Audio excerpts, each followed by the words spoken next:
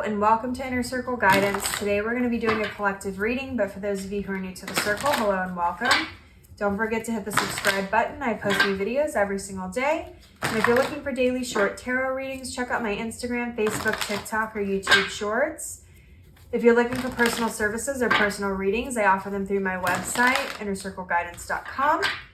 If you're looking for answers to spiritual questions or you want to book a spiritual consultation, I'm now offering those through my website as well, innercircleguidance.com. Let's find out what the circle needs to know today.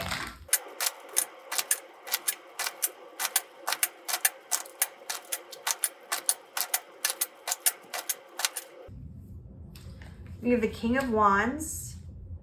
We have the Sun. We have the Eight of Wands. We have the Ten of Cups. We have the Seven of Pentacles.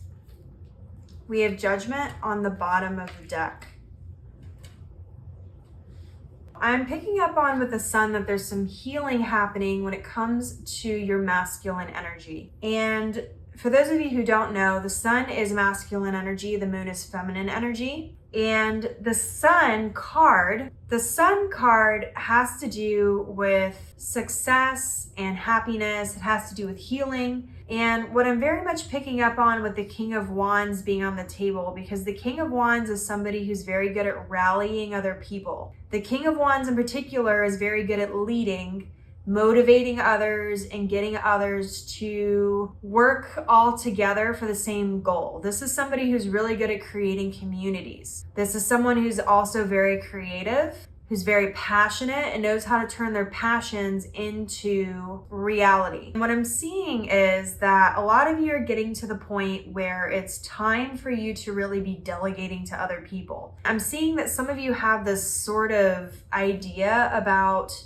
delegation and about leadership where you are sort of afraid to ask for what it is that you want. Don't be afraid to ask for what you want. This is very much a time when there needs to be clear and direct communication, because when you delegate and you are teaching other people what it is that you want and how it needs to be done, you're not only receiving what it is that you want specifically and allowing other people to help you reach and achieve it, but you're also learning better leadership skills because it's allowing you to teach other people how to be successful step by step. And it may seem silly if, let's say, you are, a screenwriter, but you need to hire a babysitter and you're worried about telling the babysitter exactly what it is that you need in order to babysit your child. Maybe you need them to also walk the dog or something. I don't know. Maybe that's a bad example. I don't have kids, but you get the point. Maybe you're afraid to ask for what it is that you want. You're afraid to ask for the specifics of something else, or you're afraid to kind of delegate certain tasks to other people. Even though you may think that babysitting is not related to screenwriting, the delegation of the communication of being a leader and asking someone else to do something for you, or handing something off to someone else and delegating a task, is related. There is a way to ask for what you want without being an ass. If you ask for it nicely and politely and with respect, then you can ask for what you want and not be an ass.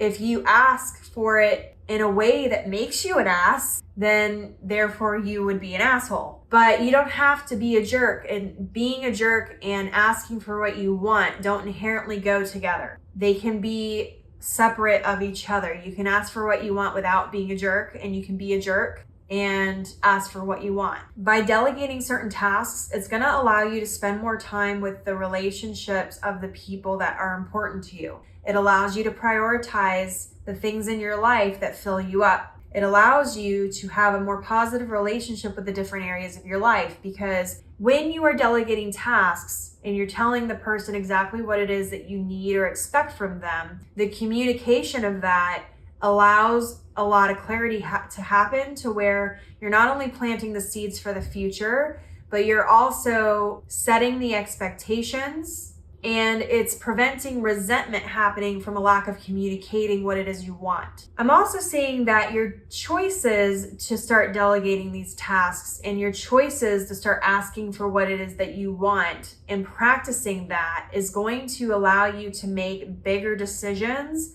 when it comes to your overall happiness and success, where you're going to be less afraid to ask what you want. The reason why very successful people have a team is not only because they recognize that their time and energy is valuable, and it's not only because as you grow to be more successful, statistically, those people have less time, so they have to delegate more tasks in order to prioritize the things they want to prioritize. It also gets you in the habit of asking for what you want and being direct about it and learning how to communicate it in a non-jerk way that ends up rolling into the other areas of your life, and it ends up planting the seeds for being able to open yourself up for other opportunities, and it opens up more energy to give to the things that you want to prioritize. You have to remember you don't have to do everything by yourself, and there's no need to do everything by yourself. What I would suggest is this week, delegate a task, even if it's not hiring someone. Let's just say you ask your partner to do something and you delegate a task to them.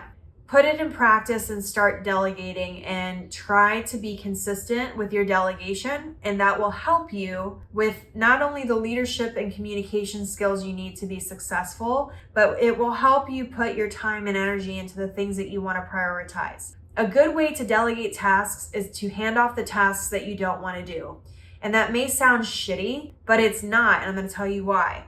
If you come home every day and you want to cuddle with your dog, but walking your dog leaves you exhausted and it takes the 15 minutes away from you that you need in order to be a better person for yourself and for the other people around you, because it dives into your self-care, then hiring someone else to walk your dog for you is going to actually benefit you and everyone else around you, because you are then able to put your time and energy into yourself like you need, and then you're able to put that energy out into the world in a much more productive and specific and focused way, to where you're taking care of your needs, and so therefore your energy is in a state where you're able to give more to the things that you want to give. So don't be afraid of asking for what you want, and don't be afraid of delegation. Delegation is not a bad thing. It doesn't make you a bad person. It doesn't make you high maintenance. Those are all limiting beliefs that need to be broken down